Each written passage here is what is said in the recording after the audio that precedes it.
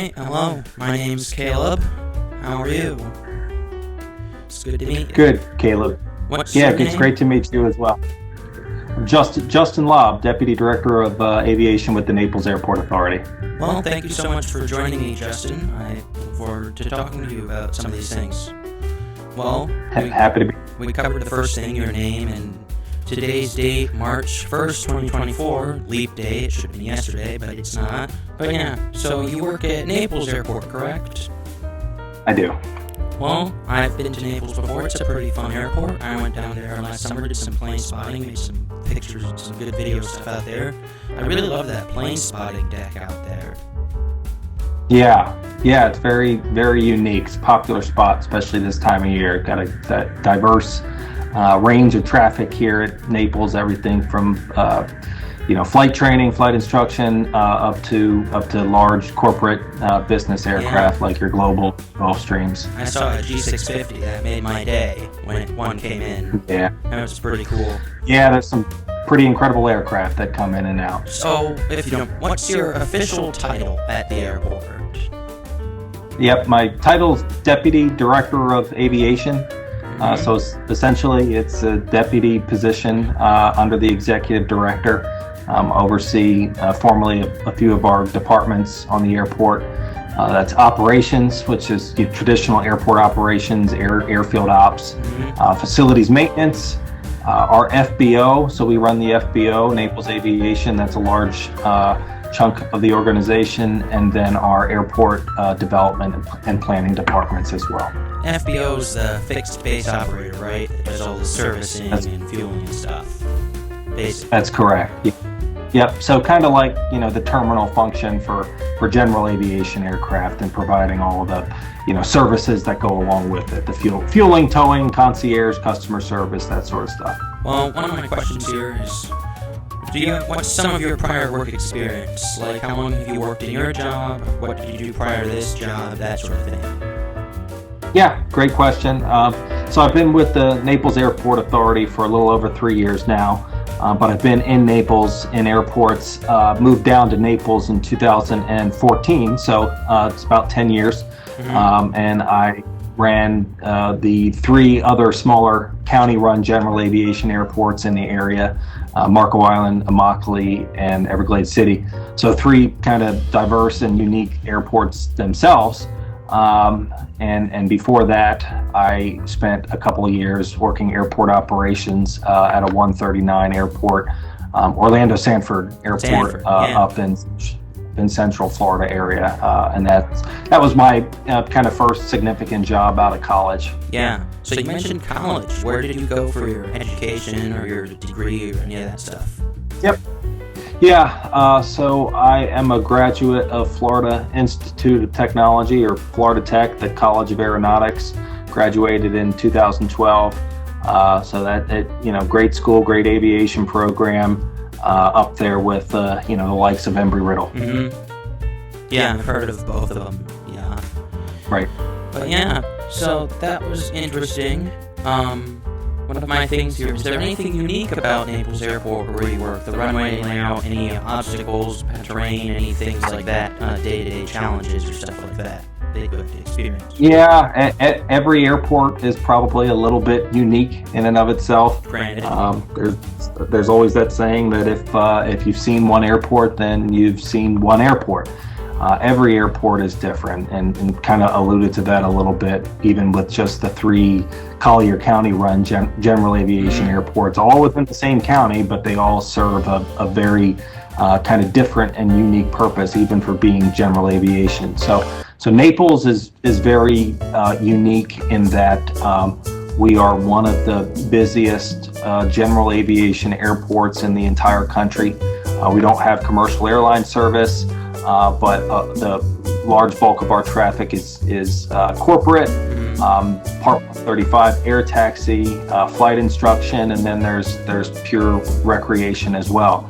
So Naples itself is a fairly small community, small city of about 20,000 residents there. When you look at all of Collier County, we're close to 400,000, but to have the kind of traffic that we do that flies into this airport for what really is a fairly small city. It's unique. The other piece of that is makes us kind of an interesting operation is that we're fairly seasonal, and we have kind of an opposite season of what many airports up north do. We're busy in the winter when people want to be in Florida. So the weather's great this time of year, so our peak season runs from November till about May. So we're coming up near the end of our season.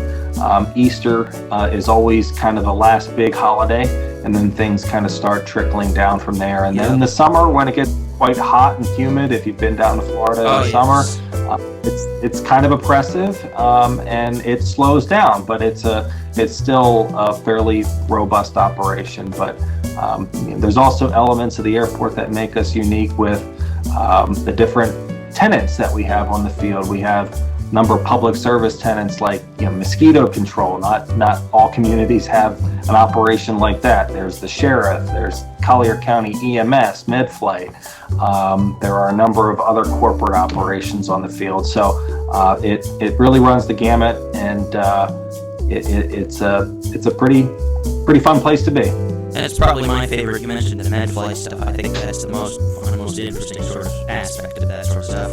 But the private jets are cool too. I know when I went down there, I saw NetJets has quite a big operations down there. They've got quite a big center. And like you mentioned about the winter months, like where I live up in Michigan, I live up near Jackson, which is a little south of Lansing, which is the capital. A lot of flights come down from around that area during the summer months, most going to Naples or other airports in South Central Florida, because they don't like snow, and I can't blame them. Absolutely. And it's a quite a bit of our snowbirds, as we call them, those that fly south for the winter, come from the Midwest. A lot of Michigan, Illinois, Wisconsin.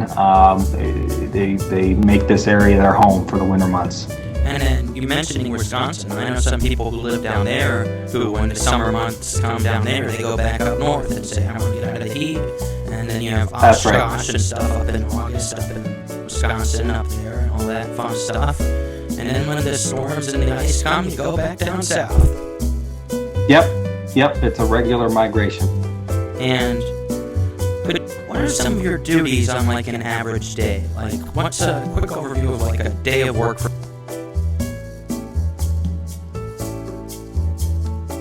different, but it aligns with those kind of 4 areas and departments of responsibility. So it could be anything from I'll speak to the development side. We have a number of capital projects that were going on, largely quite a few of them are surrounding airport safety, so projects that are making the airport environment a little bit safer. So we may be meeting with our development team to what are the priorities for the day, what projects may need attention. We may need to meet with a contractor to get a status update on a given project. We may need to meet with the engineer to help clarify perhaps an issue or question that's come up on their design, or we're talking about budget and what our needs are for the future. On the FBO side, it could be a little bit of everything there. In season, it's about really managing the volume and the traffic we have safely and efficiently, and making sure that our team has the tools and resources in place to manage that, from supplies and fuel. Then on the facilities maintenance side, with 700 plus acres that we have on the field, we have quite a few buildings that are owned and maintained by the Naples Airport Authority. So all of that requires constant maintenance and making sure that we have vendors in place as well to support that. And then they work very closely with our airfield operations department. At the end of April this month, we have a Part 139 inspection coming up. So there's a lot of preparation that goes along with that program. Working with our departments to be inspecting all the airfield, auditing our records, making sure the training is in place. And I help oversee and orchestrate a lot of that. But certainly it's a large team that makes it happen. I have a number of directors that report to me within each of these departments, and they have their staff that help with this as well. But what I like to do is just make sure I'm always touching base with the team and the directors to make sure they have what they need and help break down roadblocks to make that happen. I hear an airplane in the background there too. Oh yeah, it looks like a Archer or something taking off. And you mentioned 139, so Naples is 139 compliant, or has to stay with all the. So like probably any of the big projects have to get certification, FAA regulation, and approval for all that, or like if there are projects that change like any of the airport's layout, or moving buildings, or the airport plan, or the stuff like that. Yeah, there's a lot that goes into Part 139 compliance. I'm sure you're familiar with it, but it's basically a certification by the FAA that says this airport is certified to handle air carrier or airline service. Now, we don't have any traditional airline service today, but any commercial airport that does must have this certification. And we like to maintain it because it's a higher degree of safety and certification standards for the airport, and as robust and busy as the traffic is, it's important to have in place. So and it's a good idea in the long run.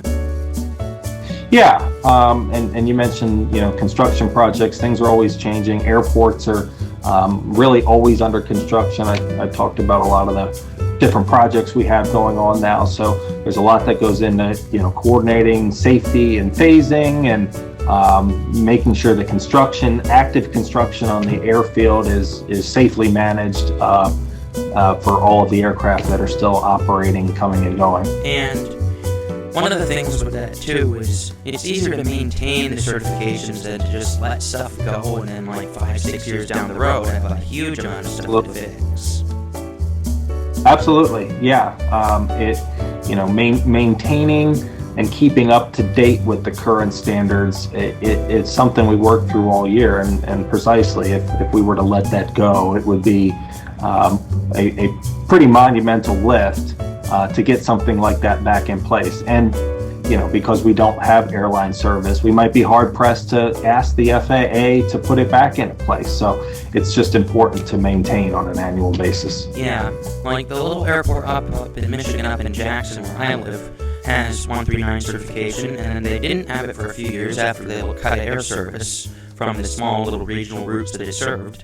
And now they had the whole 2-year plus uphill battle of getting everything right up to certification standards again in anticipation. Plus, the private jet operators prefer everything be nice and clean and kept up to date with all the certifications. NetJets is picky about that stuff. Sure. Yep. And part of that is the ARF, Airport Rescue and Firefighting as well. That kind of ties hand in hand with some of the certification requirements. So having that firefighting capability here on the field it's also important for our operators, that they know that it's here and available. Speaking of that, one of the things I have to ask about is if there were any incidents or recent things at the airport that you had any involvement with. My mind goes to the Challenger crash recently. Right. Were you working that day? Or? Yeah, I was working that day. That was about 3 weeks ago now. Very sad, unfortunate incident, and it involved quite a bit of local response by our staff. That some responded to the scene or dealt with media inquiries and coordination. And this one was different because it was a fairly large-size general aviation corporate aircraft. It was off the airport on Interstate 75, so that presented quite a few different challenges. But there really was a successful deployment of mutual aid across the county from firefighting districts, EMS, police, fire, to manage that scene as best as they could. So we're, at this point we're, watching and waiting for more information to come out from the NTSB. They put out a preliminary report, which I read the preliminary basically, one, yeah. Yeah, just factual information about what occurred. But it was a very sad incident, and our hearts go out to the pilots that really seemed to do everything that they could to get that plane on the ground without any other damage or injury. And to their credit, they did what they could do. Like they tried to avoid the residential areas. They didn't try to get an area that would have made a bigger problem long term. And and it was just truly amazing. But it does speak to the training and preparedness that we do and put in place throughout the year with our ARF department, with our personnel that know what they need to do when they respond. So it's all every incident's a little different. We always have something to learn from it, and there were definitely some takeaways from this one. I'm sure. And someone mentioned something to me about that in the past. They're like, "Oh, with the incident that happened and stuff, they're like, is it some huge thing?" And I said, "It'll be resolved when it's resolved, and there are all these rules in place for when things do happen. Because as safe as it is, unfortunately, things sometimes happen." Yeah, absolutely. And aviation is, as you know, it is a very regulated but very safe industry. With each incident, there's something to learn to make the industry safer, and then there's even kind of the next iteration of that. I would probably mention SMS as well, which is trying to the crux of SMS, which tries to analyze potential hazards before they become accidents or incidents. So it's a bit more of a proactive type approach, as opposed to prior kind of practice with safety was a bit more reactive. So the industry is progressing in that direction. Like trying to mitigate things before they happen, as opposed to things happen and then learning the hard way. Absolutely, and there's a bit of safety culture there as well for all that are involved in that in the airport environment. Mm-hmm. So the reason I asked about that is because I covered that a little bit in a video I made and some news about it because some people asked about it. Anyway, another thing, what do you think is your favorite thing about working on the airport, or more positive news? Favorite thing probably is being in the airport aviation environment is just inherently exciting. I think at one point in my career I probably wanted to be a pilot, but that changed that direction and kind of learned about more of the direction of a career on the airport, which I'm very happy with. Every day is a little bit different. We can be interacting with anybody from our operators to our tenants, perhaps city officials, the FAA. There is a good bit of strategy that goes into operating an airport. We have a strategic plan with 4 goals. We try to align all of our projects and initiatives with that strategic plan. So thinking about and building towards the future, and then seeing as we develop projects, as they come to fruition, seeing them come to fruition and then put into place for the benefit of our operators and users. It's an exciting thing to see. And just providing good customer service and experience, an impression of Naples for people that come and go. It can be a very rewarding and exciting career. Mm-hmm. And even though I didn't fly there, unfortunately, I went over. I have some friends who live down there, so I went over for the day and went over to the plane spotting area, as I mentioned, and it was really enjoyable. It was a lot of people always come out. I like that the air traffic comes to the speakers, so you could hear that, or it's supposed to. I don't think it was working quite right the day I was there, I was told. But I had my little handheld one too, so we'll see. I kind of had listening in on the stuff too. And I'm also in the process of getting my private. I almost have my private pilot's license. I had some medical stuff I had to get done first. Great. But yeah, and like you mentioned about the operation stuff, so is Naples. Naples is a towered facility. It's an FAA-run tower, right? It is. There is some nuance there. It is a towered facility. It is part of the federal contract tower program. Contract tower. That's what I meant. Yeah. Yes. So that means it is operated by a private contractor and controllers on behalf of the FAA. So several hundred towers across the country, mostly secondary or smaller airports, unlike your larger commercial service I airports just wondered, like Atlanta. because of the size of how much operation stuff you get, I was just wondering if that was or not. And because the little airport near where I live too here is a contract tower too, same sort of thing. I have been lucky enough to go up a couple times. It's interesting. A friend who's a controller there, who used to work at Detroit Metro Airport, so that was an FAA facility, like MCO is an FAA facility or whatever, that sort of stuff. Yes. But yeah, that's pretty much all the questions I have. Is there one other thing I have a question for? Is this what you see yourself doing at Naples like 5-10 years in the future, or is there some future thing you're still wanting to progress to, or another airport job of sorts in the future? Or yeah, good question. I would say for the next 5 years, I'm certainly see myself continuing here at Naples. It is difficult to forecast beyond 5 years. Yeah. But just because of all that we have going on here and that we're working on building, sorry, my phone is ringing there.